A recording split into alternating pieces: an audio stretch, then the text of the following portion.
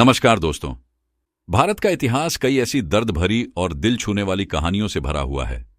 इन कहानियों में एक नाम है बहादुर शाह जफर, जो मुगल सल्तनत के आखिरी शासक थे। उनकी कहानी न केवल सत्ता की ऊंचाई से गिरावट की कहानी है, बल्कि एक ऐसे व्यक्ति की भी कहानी है जिसने अपने अंतिम दिनों में गम और तन्हाई के साए में अपना जीवन बिताया।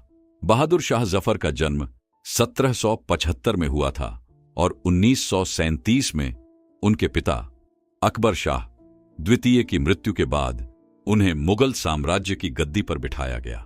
हालांकि 19वीं सदी के मध्य में मुगल साम्राज्य बहुत कमजोर हो चुका था।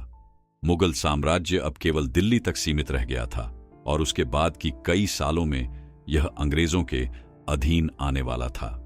इस दौरान बहादुर शाह जफर ने न केवल अपने साम्राज्य की ढहती दीवारों को देखा, बल्कि अपनी पहचान और शाही सत्ता को भी खोते गए। बहादुर शाह जफर को एक अच्छे शायर के रूप में भी जाना जाता है। उनकी शायरी आज भी उर्दू साहित्य में बड़े सम्मान के साथ पढ़ी जाती है। उनके शेरों में उनकी पीड़ा, उनकी तन्हाई और उनका अपने साम्राज्य की खोई हुई महिमा को पाने की लालसा महसूस होती थी। उनकी शायरी में यही दर्द साफ झलकता था। मगर यह सब उस समय हुआ जब अंग्रेजों ने भारत के अधिकांश हिस्से को अपने कब्जे में ले लिया था। 1957 में अंग्रेजों के खिलाफ भारतीय जनता की असंतोष की लहर एक बगावत में बदल गई, जिसे हम 1957 की जंग या भारत की पहली स्वतंत्रता संग्राम के रूप में जानते हैं। इस संघर्ष में बहादुर शाह जफर को भारतीय सैनिकों ने अपना नेतृत्व स्वीकार किया। उन्हें उम्मीद थी कि उनकी अगुवाई में भारत को अंग्रेजों के जुल्मों से मुक्ति मिल सकती है। लेकिन यह संघर्ष ज्यादा लंबा नहीं चला।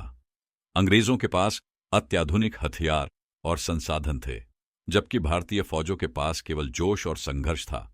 आखिरकार अंग्रेजों ने जंग जीत ली और बहादुर शाह जफर को गिरफ्तार कर लिया। 1958 में बहादुर शाह जफर को उनके परिवार के लगभग 35 सदस्यों के साथ रंगून, अब म्यांमार, भेज दिया गया।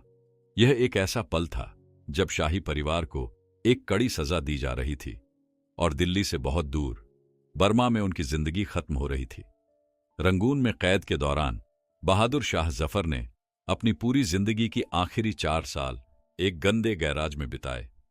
उनकी अवस्था बेहद खराब हो चुकी थी और उन्हें कैदी की तरह रखा गया था। वह अक्सर अपनी मातृभूमि भारत की याद में रोते रहते थे।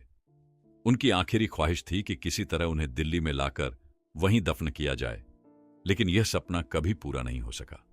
बहादुर शाह जफर की मृत्यु 1962 में हुई। उनकी मौत के बाद उनके शरीर को दफनाने के लिए भी कोई सही जगह नहीं मिली।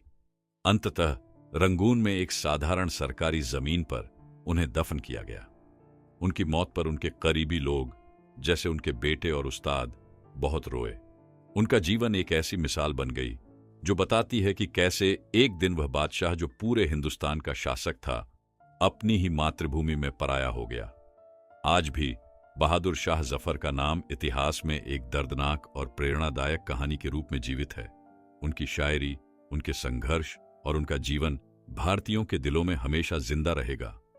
अगर आपको हमारी यह वीडियो पसंद आई हो तो कृपया इसे लाइक करें, अपने दोस्तों के साथ शेयर करें और ऐसी और ऐतिहासिक कहानियां सुनने के लिए हमारे चैनल को सब्सक्राइब करें। साथ ही बेल आइकन भी दबाएं ताकि आप हमारी हर नई वीडियो से अपडेट रह सकें। धन्यवाद।